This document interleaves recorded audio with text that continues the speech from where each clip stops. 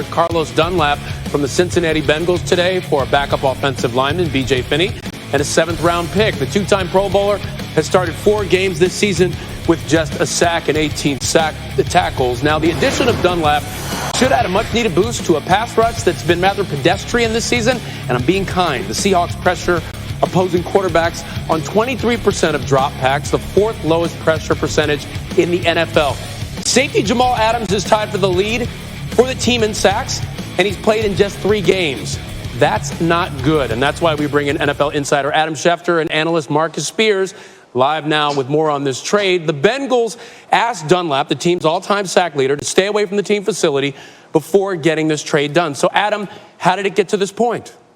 Listen, Carlos Dunlap was not buying in and clearly wanted out of Cincinnati, and the Bengals wanted him out of the organization. The Seahawks were looking for more pass rush help. You saw the numbers there, Ryan. Very evident what this team needs to do when it's so strong in so many other places. It really was looking for another pass rusher all during the offseason, ever since losing Jadeveon Clowney, not bringing him back to Seattle. So Carlos Dunlap was a name and a player who had come free. The Seahawks also talked to Atlanta about Takk McKinley, but ultimately decided that the price for Carlos Dunlap, a 7th-round pick, another offensive lineman who hadn't played the season, was worth the price. Seattle gets some pass rushing help from Cincinnati. All right, a big boost there. Now, Adam, you broke the story, but Marcus, I got to say, you saw this coming. After our Bengals reporter Ben Baby tweeted this morning, look at him laughing, that Bengals told Dunlap to stay home amid trade talks. You tweeted, Seahawks, you're up.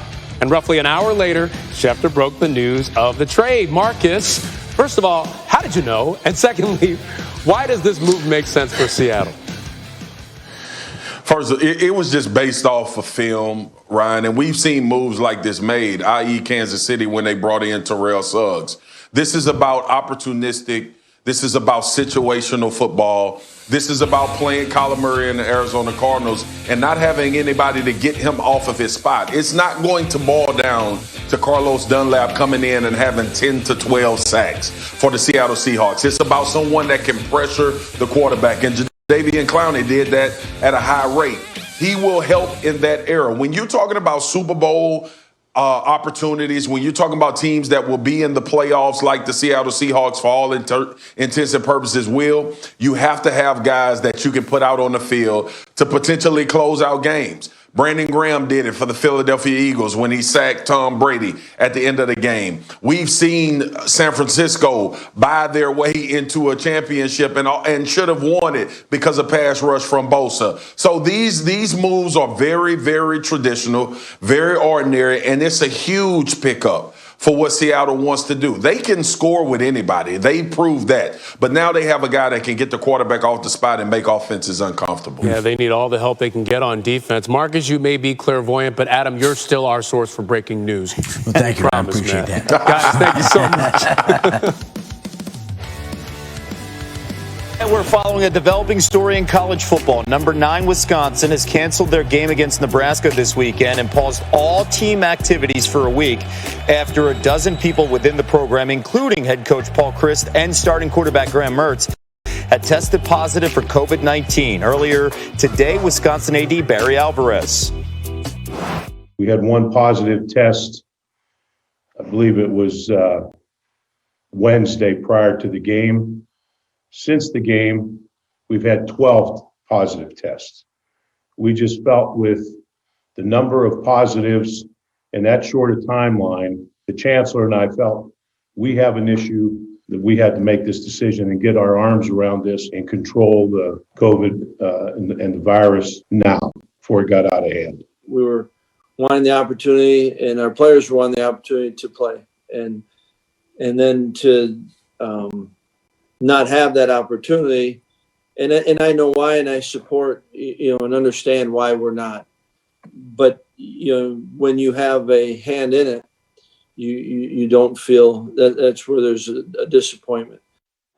College sports reporter Heather Dinich joining us now with much more on this story. Heather, with a 7-day pause, where does Wisconsin go from here? Well, as of right now, what they're trying to do is figure out if it is only 7 days. Every student athlete and staff member in that football team and program is going to continue to be tested daily. Barry Alvarez said today that he is expecting his test result at some point tomorrow. Anyone who has tested positive is currently in a 10-day isolation period per CDC guidelines. The players are each in their hotel rooms. So as they navigate this, no one can say as we sit here today whether or not they're going to be able to play Purdue on November 7th. That would be their next game. Graham Mertz, technically, his return to play, players can't return any sooner than 21 days right now. He would be able to return for the Michigan game in a couple of weeks. But there are still a lot of unanswered questions as to how much of a toll this will really take throughout the program. You mentioned 21 days. That is a part of this Big Ten when it comes to following protocol with the coronavirus. As we saw from other leagues, this was an ambitious plan for the Big Ten to play 8 games in 8 weeks. What does this positive test now mean for the rest of the conference?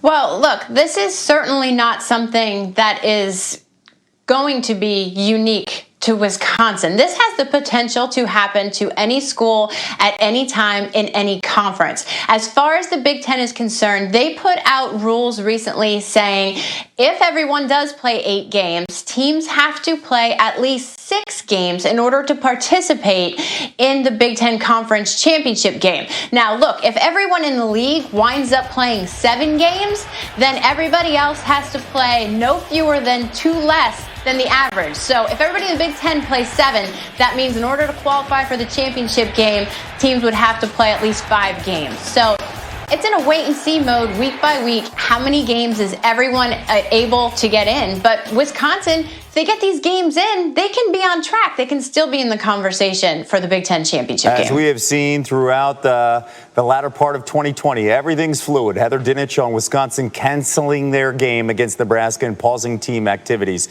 Let's take a closer look at the Big Ten here. At the announcement here that they would return to play 8-game schedule starting the week of October 24th. With the Big Ten title game scheduled for December 19th, that meant the conference would have to get all 8 games in over an 8-week span. They do not have any built-in buys because of this late start to the season. Ryan? Kevin, following a developing